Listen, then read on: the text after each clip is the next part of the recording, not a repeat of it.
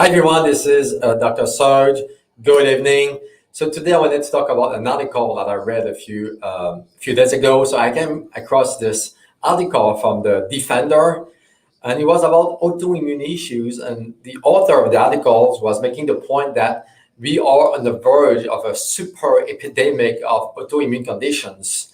And I want to talk about this because I do see this in my office. So there's more and more people coming in and they have those autoimmune conditions, and the medical doctors have no idea what's going on, and they are categorized as having autoimmune. But what does that mean at the end of the day?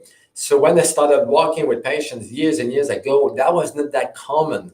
But the last 4 or 5 years, I see more and more people who are diagnosed with autoimmune conditions, and they are put on prednisone, some type of steroid, some type of immunotherapy, and so on. Because at the end of the day, medical doctors don't really understand why people are developing these conditions and what to do to help them. So those people typically end up to my office, and then we figure out what's going on. So autoimmune means that the body's immune system is turning against itself, meaning that one's immune system is attacking the body. For example, one of the most common condition I see is Hashimoto's. This is where the immune system of the body attacks and destroys the thyroid gland. So there's about 100 different conditions so far that are categorized as autoimmune, like type 1 diabetes, MS, RA, lupus, Hashimoto's, Graves' disease, and so on. Oftentimes, what I see is when medical doctors don't really know what's going on with the body, they are typically categorized as autoimmune, even though they may not know what's going on.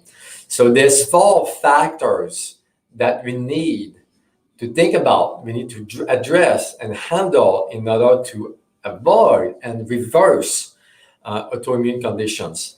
Yes, it is possible to reverse. We just need to figure out why someone has an autoimmune condition. For example, I had this woman who came to me. She was suffering from thyroid problems, Hashimoto's, for 20 years. And she was put on levothyroxine, a thyroid medication. And when she came to me, she was desperate. She had all those different symptoms, even though her labs looked fine, even though her thyroid levels was okay, she still suffered from thyroid symptoms. So about a year and a half of my program, we actually helped the thyroid to get back to normal. And she stopped her levothyroxine after 20 years of suffering from symptoms that medication didn't address.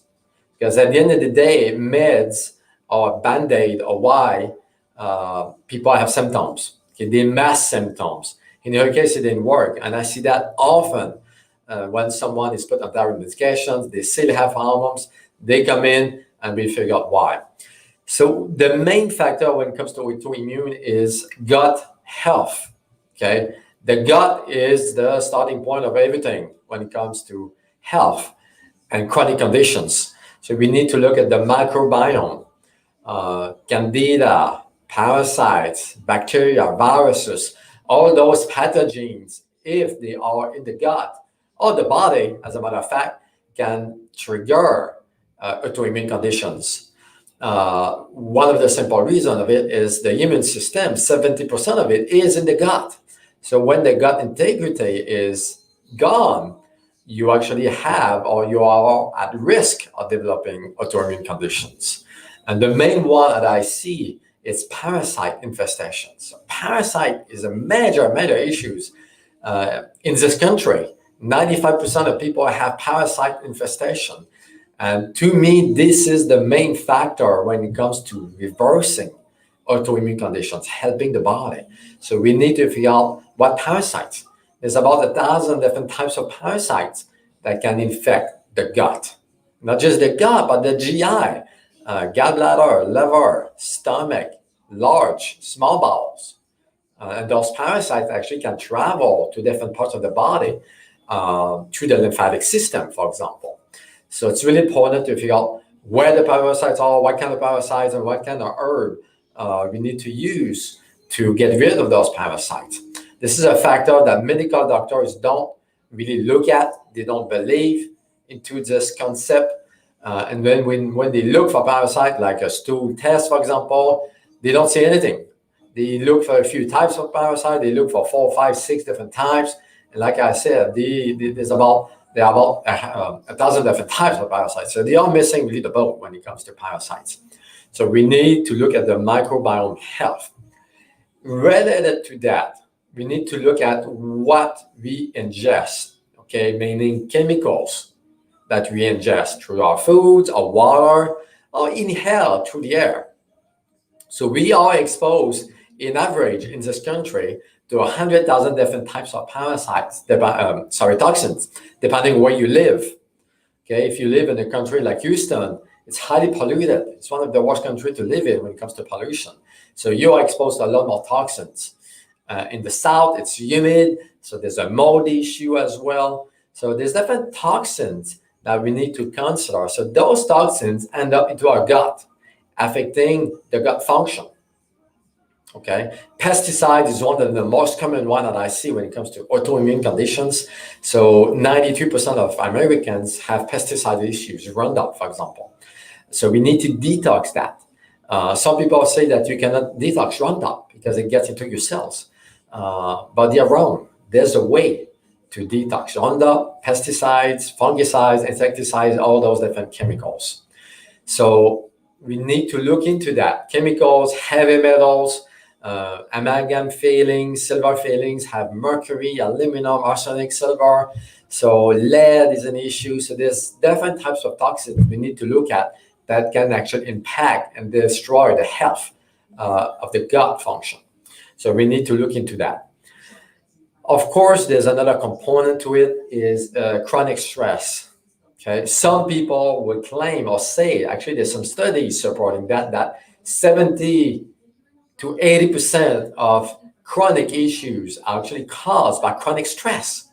So chronic stress is when your stress hormone is really high and then causing your body to fail over time, to shut down.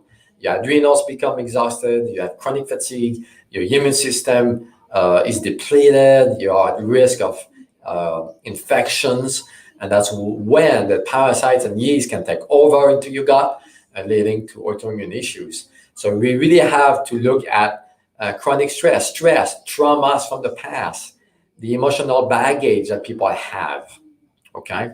And lastly, there's one factor as well that is highly associated with the risk of having chronic issues is low vitamin D. So people don't spend time outside. We are busy inside, walking, and then at the end of the day, it's too late to go outside. So the best time to get your D is to get sunshine exposure between 11 and 3 p.m. in the afternoon. And this is actually the time that they say you need to avoid in order to lower your risk of skin cancer.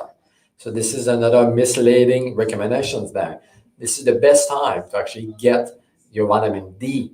Outside these hours, your vitamin D production decreases significantly.